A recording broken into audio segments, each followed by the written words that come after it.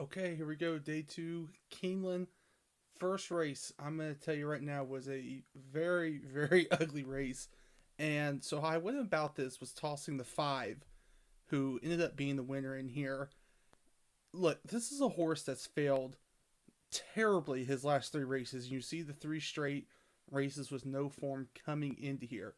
And not to mention, three of those also are going to be allowance level races. He made the drop down to claiming last time out. He's dropping in here again today to $40,000, and it's just like he's looking for the form. He's looking at where he should be able to fit in here, class level wise, as a horse to win. Now, what I ended up doing was I upgraded the six in here, who I thought would get the level he needed to win coming in out of these allowance races. The issue is, when you look over here, same thing, terrible form, but there's not a whole lot of speed in this race, and I had this six as a front runner because when you look all the way down here, March 12th at Gulfstream Park, he was able to sit second to first, fights at that stretch call before it ended up winning by a length and a half. This was the pace line, 22 and 2/5 seconds to the first call, 45 and 1/5 to the second call. Look, the other thing is there's not a whole lot in here to like. I went ahead with the same thought process on the four as the B horse, coming out of all the allowance races, dropping into 40,000. I know two terrible races last two times out. What I was willing to do was draw a line right here through this Ellis Park race, with it being on a sloppy track. That gets us to the third race down here, even though it was 46 seconds to the second call, made a good positional move. The only saving grace I had in here was that the six was going off at 6-5, and the four was 6-1. Normally, I would say that's a two horse bet, especially when I felt it was narrowed down to two horses. The five being 5-2, it would have been a good toss in here.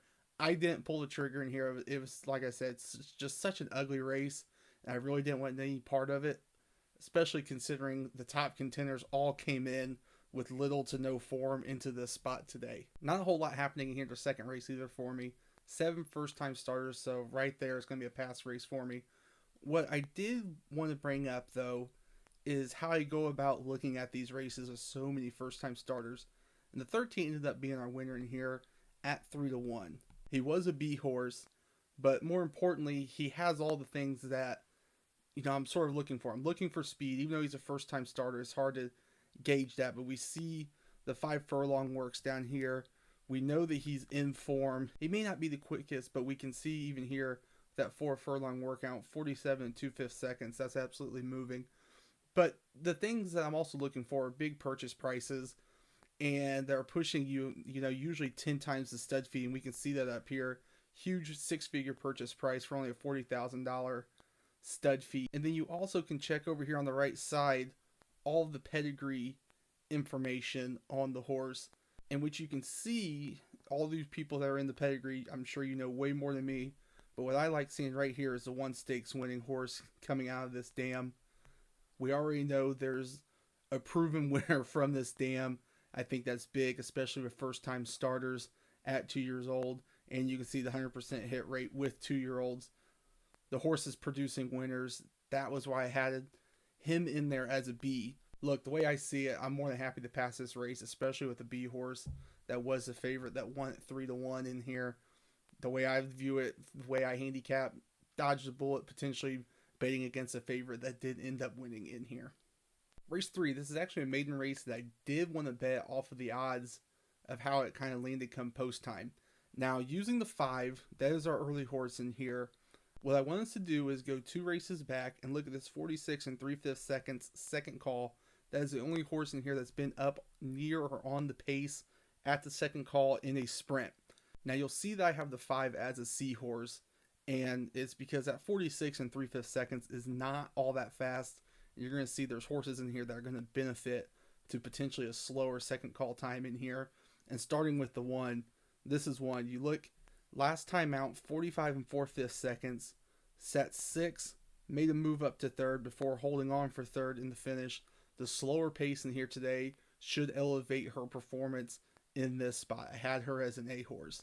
The 2 was a C horse for me, and the reason being is because I was so eager to toss who, you'll see who the favorite is in here, that I was more than willing to add her in here as a C horse at most, because there also are plenty of other horses in here that we're going to be able to toss pretty quickly. So when I have a race where I see a favorite, severely vulnerable, I'm more than happy to going wide, with the A, B, and C horses in here. So I was fine with having her as a C horse because, again, first time starters, I don't know a whole lot, and you see the trainer stats, they're not all that impressive.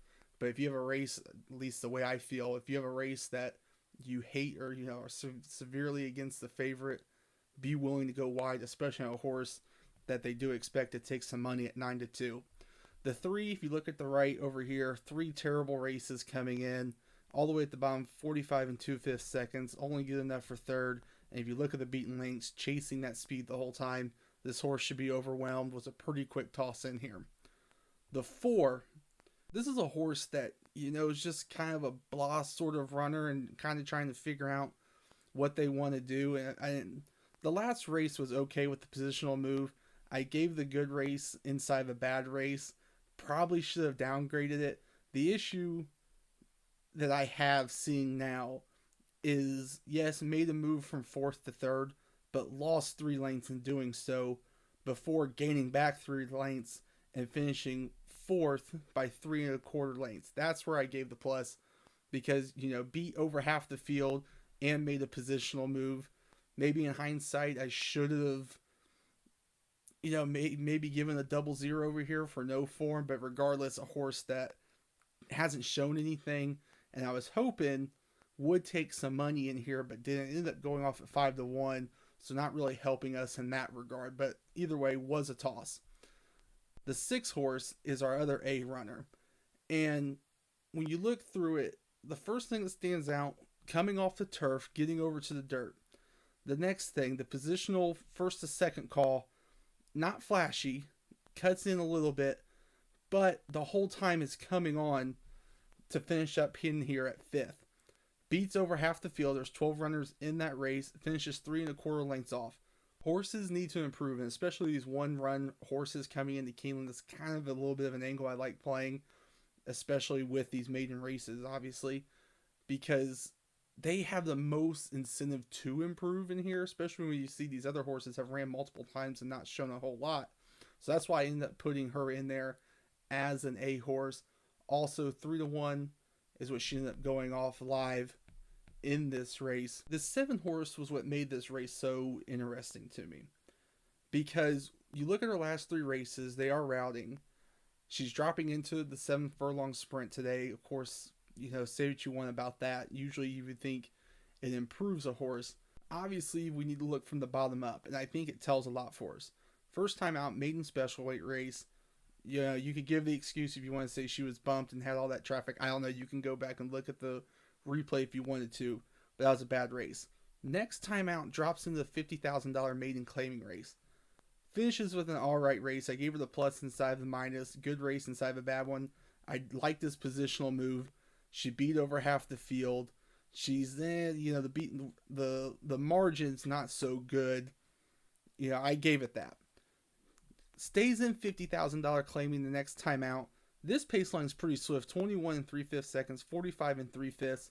Makes a good positional move all the way throughout and finishes second by a length. This horse is a sprinter. That looks to be her best line. I don't understand going back to these routes, and especially at the maiden special weight ranks. I don't see it, because now we have a horse next time out runs a bad race. Time after that tries to take the lead and get out early before fading. Then her last race at Ellis Park is nowhere to be found. So we have a horse in here that isn't going to be forward. It's going to be coming from off of it, cutting back into a sprint race against a class way higher than what she can compete against. Clearly, we see $50,000 maiden claimers was in over her head. Look, at 5-2, this is all systems to go to bet this race. You're getting overlay odds on everybody else in this field, with her being that big of a price as a favorite. I eliminated her. I wanted nothing to do with her. There's so many negatives on her. So that's what I ended up doing in here. And then lastly, the 8, we see 2 terrible races coming in. Not a whole lot. You can give the excuse, but regardless, made a positional move and still did nothing. Even last time out, held position, nowhere to be found late, even though she does finishes in front of half the field. Is she better than the 1 in the 6 pressing?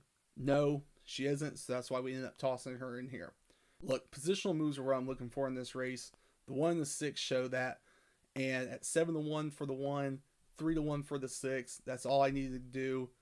2-horse Dutch bet, not a full unit play, but more of a speculative wager, but I knew for sure I wanted to take advantage of this 7 and was able to do that with the 6 winning this race. Fourth race was an interesting one because when you look at the 2 early horses that are the best in here, they appear to be the 7 and the 8. Now, we can see that neither of them should win in a pace scenario where they get to the front today. And what I want to talk about is the difference between the first and second calls in them. You can see right here the 7, the first call, 48 3/5 seconds, second call, 112 2/5, ahead by a length at each of those calls. But then when we go down here to the 8, we see 47 4/5 seconds, but 113 to the second call, ahead by a length, and only ahead by half a length at the second call. We know that neither of them can win setting those fractions. They haven't done it on the turf at all. The issue now is, what do we look at from a second call perspective as to how do we evaluate the rest of the off the pace runners? And what I ended up doing in here is taking the 112 2/5 seconds because it was the quickest in here of the early runners. There's 3 horses in here that we know that when to get to the front. The 7, the 8, and also the 4. The 4 is much too slow in here to get to the front today. We can see all the way down here on January 29th, the winning comes in wire-to-wire fashion, and that's a sprint. You go all the way up, you go back up to May 28th at Golden Gate on the turf, 49 1/5, 114 3/5 to the second call. Not even in first place at either of those. So right now we know the 4, 7, and 8 want to get out front. The 4 for sure is a toss, not quick enough. Now, the other wrench in here is the 1. Because when you look at the 1, 2 races back, goes gate to wire. Okay? Then you go over here and look at the calls, 47 4/5 to the first call, 111 4/5 to the second call. So right now you're thinking, oh, well, why isn't this the quickest horse in here? Well, you also see the first and second calls right here, -2 and -5. Also, where I didn't want to evaluate this one as an early runner is because look at the first call positioning in the rest of these races. Usually in the back of the field, last time out was in third, but this is a horse that sits well off of it, but for some reason in this allowance race went out front. And what I'm thinking is that those fractions aren't as quick. I don't follow Colonial, so I wouldn't know, but the tip off to me is the -2 and the -5 at the first and second call. I don't think she's going to be quick enough, especially when we look at the win at Keeneland, 117 3/5 seconds, absolutely crawling second call that she was able to come from 8th and win by 3/4 of a length. So she was a toss for me for that reason. The 2, not a whole lot of form coming in here. 2 races back was a good race. We see that was against a 111 and 1/5 seconds. Again, you have to think that's just a bunch of speed that ended up fading, and she did what a closer's supposed to do. If you take out that race, she's been nowhere to be found since the beginning of this year. So another pretty easy toss for me in this spot. The 4 we've touched on. The 5 was the B horse in here. And right off the bat, this was our 4 to 5 favorite. I never saw that happening, but with some of the other scratches in here is what ended up going down. It's pretty simple. You see the race last time out, 112 2/5 seconds, holds position, makes a move, ends up getting caught in there late. 2 back, 114 to the second call. Not very quick at all, but that was the winning race for her in there. And then you see 3 back, 113 2/5 seconds, presses, goes on the win. Her speed figures are towering in here and was just the horse to beat, and obviously at 4 to 5. So now that brings me to my A horse in here, which was the 6. And again, what I'm looking for is always horses that are improving, especially here at Keeneland. And I thought this was a horse that could take a big step up when we dive into this. So last time out, the first thing I want you to look at is that she was in the 6th post position here at Kentucky Downs. Posts 4 through 6 were the worst group of posts at Kentucky Downs, going a mile, obviously on the turf. They're all turf there. So she already has an excuse for poor post position. The next thing, look at the second call. 113 to get there, -4 and -7 first and second calls. There's no pace in there for her to close into. She's a deep closer. She needs some pace in front of her. And how do we know that? Well, when you look 3 back here at Keeneland, 112 to the second call. She's in 10th, holds it, comes up to win that race. This is a horse that needs some pace, obviously, and you see that. Plus 15, plus 13. We know so far we have 3 early horses that want to get out front. Potentially 4 if you want to think that the 1 can get there early and vie for that lead. So right now we know we could be seeing a pace develop much quicker than what it looks to be on paper already. So I thought coming back to Keeneland should get the pace she needs, getting out of a bad post position from Kentucky Downs there in the 6th hole. Too many question marks, and she still ran a good race in there. So I think she had the most upside in here. That's why I wanted to have her as the A horse here. The 7 we've touched on, as well as the 8. The 9's a pretty quick toss. Not a whole lot of form coming into here. And you see all the way down here at the bottom at Fairgrounds, January 16th, the second call, 118 3/5. Obviously the rail really far out down there, but that's still a -2 second call. She's shown nothing in the rest of these races since that win second time out. That was against a 117 4/5. From here, there is nothing that you could like, and her form's really off, so a pretty easy toss in this situation. The 11, last time out, 113 4/5 seconds. That was good enough to get her a closing win from 7th. Now what's interesting is when you look at the second call on this August 12th race from Colonial, 110 1/5 seconds. That was a +7. Remember that 1 all the way at the top. We're trying to figure out where normal second call times at Colonial. Well, obviously they can go much quicker there. And she ends up running a good second place race in here. And then also 3 back, 112 3/5 seconds. 4th, holds position, gets up the first. I had her as a C horse in this spot. And then lastly, the 13, who I was quick to toss. It took her getting back to Indiana to get a win. I understand that's a 111, very flashy second call time to close into here. But you see the 2 races at Saratoga, she was nowhere to be found. This is a horse that needed to get back to a lower level company. And again, is she as good as the other pressers in here? I don't think she's even close. That's what made her a pretty quick toss for me in here. And you can even see back at Gulfstream Park, optional claiming races, nowhere to be found in there. Pretty simple toss, and especially her at the 4-1 morning line, but the bettors were kind of all over that. She ended up going off at 8-1. Again, betting wise, I ended up having to pass this race 4-5 favorite. Usually if I can get a favorite in there with another contender that I do feel makes the race predictable, I'm more than happy to 2-horse bet it, but at 4-5, much too low. And the 6 at 6-1, I need a little bit more price on the 6 to make that wager. So it did end up being a race I ended up sitting out, even though did feel that the 2 horses that I had on top were the most logical winners in there. This 5th race, I went for the pace playing here with all the early speed. I'm sure you see that with the horses I have down there as the contenders. And when you look at the projected early pace in here, I felt we could see the same development with the big hit we had on day 1. The issue in hindsight is the 1 ended up winning this race at 9-1. And I'm really kicking myself because when you look at this E1 and E2 pace of his last race, it towers over the rest of the early runners in here. And it should have been a pace scenario, which is a dominant early with multiple early runners. So when we go through here, look at that 99 and 104.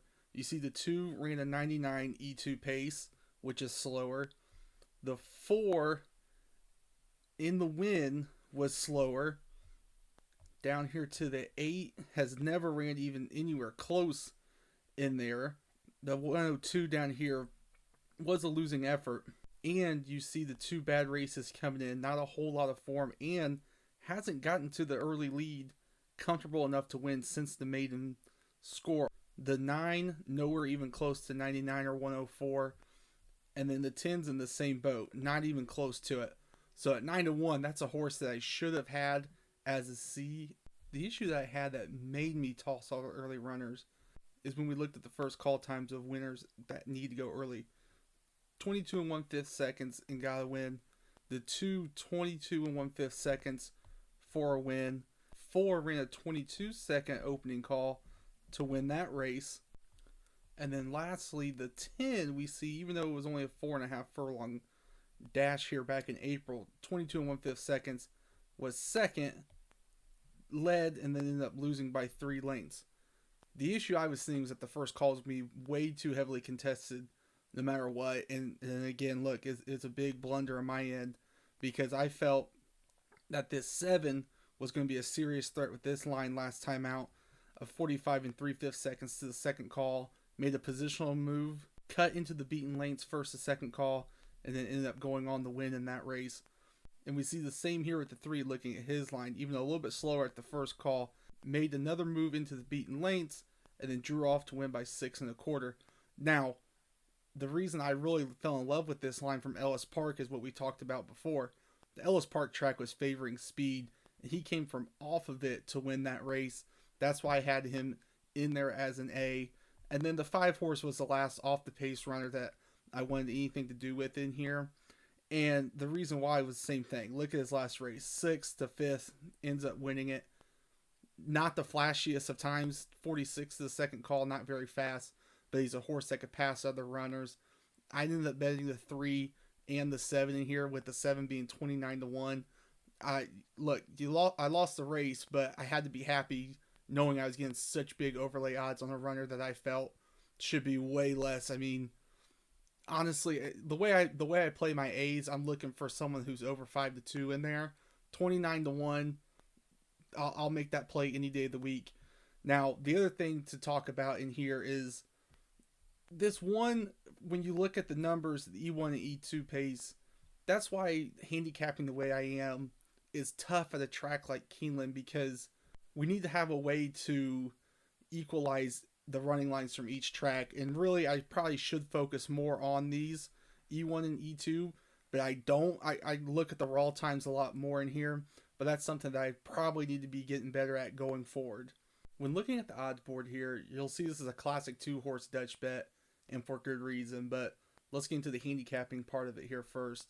Speed sticking is going to be hard in here with all the early runners in here that are going to be able to set a sub 22 second first call. And on top of that, the second call is going to be just as contested, with all of them pressing the issue, trying to get to the front. Now, I landed on the 9 here, 21 and 3/5 seconds to the first call, 44 seconds to the second call as the baseline, as a projected pace that I wanted to look at for everyone else in here. Also, I ended up tossing these early runners because when you're using that 44 second call as the mark, the off the pace runners are going to absolutely eat those fractions up. But when we look at the first call here of the early runners, 21 and 3/5 seconds, we can start off by looking at the 10 down here, 21 and 3/5 seconds. So now we have one other horse that's going to be in there early. Then when we come up here to the 1, we can see as well, 21 and 3/5 seconds at the first call, 45 seconds to the second call, and was in first in that race. It's going to be much faster in here today, and that's an easy way to toss an early runner. And then I also want to touch on the 2. Now, we don't have positional calls in here at all for the 2, but what made me lead to tossing him is when we look down here at 3 back, led. So I know this horse wants to get to the front, and when we're talking about overseas runners, the rule of thumb I go with is I want to see multiple grade 1 wins, and he only comes in with 1, and especially when we look over here at the odds, he was 28 to 1. He wasn't supposed to win that race. Other than that, this is a horse that's coming over, looking maybe to strike while he's hot. The last piece of this, the inside turf sprints at Keeneland, they're not the place to be. He drew the 2 hole, so at 3 to 1, I was more than happy tossing him just on that. Now, what we need to do is go through here and look at who can run to that 44 seconds second call. The 3, you can see he's been competitive in his last few starts. The line I went to was 4 back, 44 and 2/5 seconds, so 2/5 slower than what we're looking at. But we can see he can make positional moves in here to win the race. So that's why I ended up including him as a C. I think, he was on the outside looking in, but tossing a horse like the 2, who ended up being 7 to 2, more than happy with including him in here with the contenders. The 4 is much too slow for me to like. 45 seconds in his last win. And then you look at his other win, 46 and 2/5 seconds, even though that was at Turfway. It's too slow in here, and he's not going to be close in here today. The 5 was a horse that I was very high on. And you can see last time out, 44 and 2/5 seconds to the second call. He was in fifth, held that position, ended up winning the race. Now, I had him as a B horse, and you'll end up seeing later why as to why I bet him to win. But he can run against these sub 22 second opening calls and be competitive. And that's what I think is really important, even in looking at off the pace runners. I put a lot of focus on the second call times, but you have to put the whole thing together. He can run positionally where he needs to be against those fast early fractions, as well as use the second call to his advantage to win. Now, again, you have to see these are optional claiming races he's coming out of, so he's stepping up in class today. So we're definitely looking for an overlay. And at 15-1, I think he was more than a good overlay in this spot. The 6 is the same sort of scenario. Last time out, 21 3/5 seconds to the first call, 45 seconds to the second call at Kentucky Downs.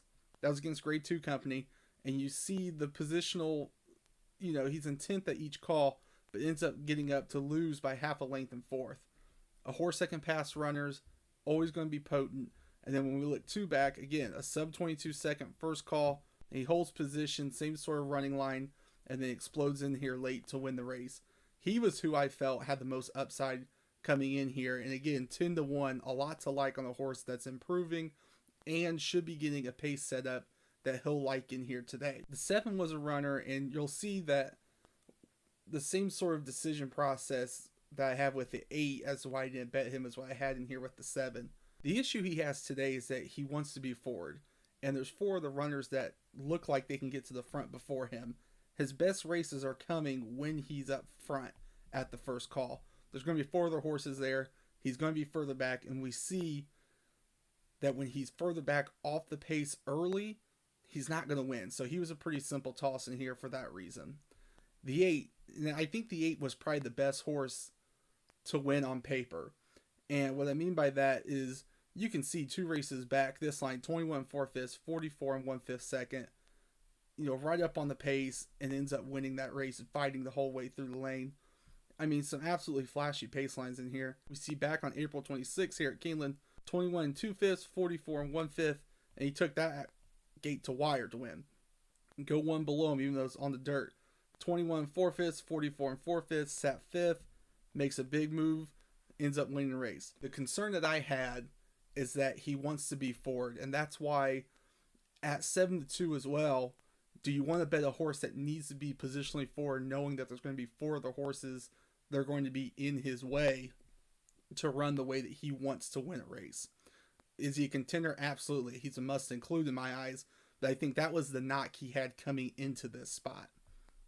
The 9 we've talked about, the 10 we've talked about, the 11. The angle I took here, and you look over here, the one race here at Keeneland, he ran 5th. All right, that's a good race within a bad race. The way I evaluated him is he's a California horse coming in. A big fade usually coming to Keeneland are those California horses shipping in. He was 6-1 when it closed, so obviously not taking a lot of money off the 4-1. I think people kind of sniff out that angle nowadays anymore. And then lastly, the 12, 20-1, but you see last time out, 44 and 3/5 seconds to the second call on the turf. Good enough for third. They're going to run in here quicker today, so a faster pace isn't going to benefit him, so he was a toss. When we look at the board, what I will always do in a race like this for win bets is bet my 2 biggest prices to win, especially when we see double-digit odds on like we have with the 5 and 6, 11-1 and 14-1. Now that's for win bets. Again, I have 3 horses that I'm looking at as A and B horses. Take the 2 biggest odds and bet them. That you're putting yourself in a position to hit a race that, maybe I say, I think this 8 is the best horse, and he looks to be on paper, but you're getting such massive overlay odds on the 5 and 6 that you're forced into betting them. And I think a lot of people shy away from that. Even if I didn't hit this race with the 5 winning, you're taking the right handicapping approach into your betting. You're saying, I know this 8 needs to be more forward, but there's 4 other horses that are going to be ahead of him than where he wants to be probably positionally to win. Now, the sort of security blanket I had in here was that I started off this leg with daily doubles as well and included the 8, because in the next race, and you'll see I was wrong, I didn't think the favorite was legitimate at all. Now, I normally also would have went pick 3s in here, but opted out due to the fact that the 8 was the co-favorite with the 2. But with including the 8 and then wanting to end the sequence with an odds-on favorite, I decided to opt out of the pick 3s since potentially we'd have 2 heavy favorites included in the sequence. But regardless, able to capitalize on the 5 in here at 11-1. 2-horse Dutch bet with the 6. More than happy getting 11-1 on a horse that I felt was more than improving into this race. The 7th race, I was dead set against Yiri. And what I didn't like when I get to her is that the pace of her wins are not that fast. And I thought we'd see pretty hot early fractions in here with the 4 and the 5.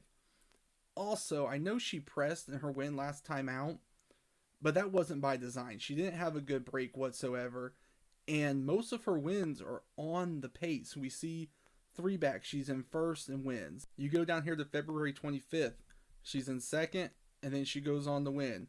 The race before that, she's in first and she wins. The issue that I'm seeing is that when we look at these second call times, 45 seconds, that's on a sealed track. 44 4/5, that's on a sealed track.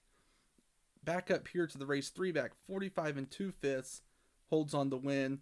And then last time out, 45 1/5 holds up to win. When going through here, I felt the 4 was a dominant early runner in here. And maybe I went too far back in hindsight looking at it, but I went all the way down here to this May 28th race. 21 seconds flat, 44 2/5. First all the way throughout and wins. She's been on the turf, which I don't quite understand. I felt getting back to the dirt was the right spot for her, and especially so when we see October of last year here at Keeneland, 22 2/5, 45 3/5 to the second call. She was in second, right there on the lead, and ends up holding on late to win. I felt she's a much better dirt horse, and that's the line I went with in here to evaluate everybody else in the field. So 44 2/5 seconds is what I was looking at. The 5 was a concern to me because on the turf, she can run sub 22 seconds to the first call. She's not winning those races, but she can. I felt that could kind of throw a wrench in there to the 4, even though 21 seconds is still 3/5 quicker than what she's been able to run at the first call. Regardless, I tossed the 5 for that reason. And when you look in here, 44 3/5 seconds to the second call, even though it's on the turf, again, much too slow in here for what I felt she could see potentially in this race. Going through the rest, the way I was playing this is that I knew the 4, I felt was a dominant early runner, so I was very high on the 4, and for that reason it was tough finding the other contenders that I wanted to include. I had the 1 in here as a seahorse. You can see 45 4/5, 2 races back to win. You go all the way down here, March 31st at Oakland, sealed track, but 21 seconds, 44 1/5 to the second call. Not the best positional move, but cut into the beaten lanes and ends up winning that race. So I know that she can race against sub 45 seconds, second call times and win. And you see same thing here, September 2nd at Saratoga, 21 4/5, 44 4/5. Positional move, holds on to win. So we know she can pass horses. I had her as a C, 6-5, way too short for me in here to want to include it all. And I didn't have her included in the doubles that I talked about the race prior. The 2, again, positional moves is what I'm looking for. And we see all the way back here on May 12th at Churchill. 3rd the first the second call. Draws off to win by 6 lengths. Had her as a B for that reason. Again, look at the first call time. 21 3/5, I guess Churchill, but 21 3/5 again. She can race against those early fractions that we're expecting to see in here. If the speed fades, I feel that she's one of the ones that benefits the most from that opening call, so that's why she was a B in here. And then the 3 I had as a C for the same sort of reason. Not winning a whole lot. We can see the positional move 2 back from 4th up to 3rd by a neck. Not winning, but again, another horse that we know can pass. Had her as a C horse. She was included on the doubles. Didn't matter because the 6 ends up winning this race. And then the 7 was a pretty quick toss, coming in with no form, way in over her head, so I didn't want anything to do with her. Look, Yiri beats me, and I'm fine with it, especially when I go back now still and look -4 in this win. The other win here, -2 at the second call. The paces have not been all that swift in those recent wins, and that's the horse I'm looking to fade. Also, coming in off this massive 100 Briz speed figure, career top, all signs to me said regression. I did put a little bit extra money on the 4 in here, considering I felt that she was the early speed to win this race, and at 6-1, that's a number I have to go with, especially considering she's an A horse, so given pretty good overlay odds. But it is what it is. The 6 ends up snapping me in here and breaking our doubles. Not a whole lot to talk about in here in the 8th, because just a big whiff. And I know I'm not the only one, since an Italian was odds on in this race. I didn't have anything alive in here, and I didn't bet anything since I felt, she was the best horse in here. When we look in here at an Italian, 3 races back at Keeneland, 110 3/5 to the second call. The horse that I felt could do some damage was the 7 running up late. And the reason why was the race 2 back at Ellis Park. 109 3/5 seconds. Huge positional move from 10th. Storms home to win it. I was looking at exactas, and I'm not a big exacta player, but in Italian to the 7 was around $10, so not enough for me for a speculative bet. Look, the 1 wins this race, but she's not terribly hard to get to. I just didn't think, when you look at these times, in Italian would get beat by her. You see the win 3 back, 112 4/5 to the second call here at Keeneland. So, she's seen somewhat fast fractions. And if we go down here to August 25th at Saratoga from last year, 111 3/5. Huge positional move from 8th up to 1st. So she's not hard to get to. It's just a matter of, I felt in Italian was that much better than the field, and clearly she wasn't on this day. I saw this 9th as pretty much a 2-horse race.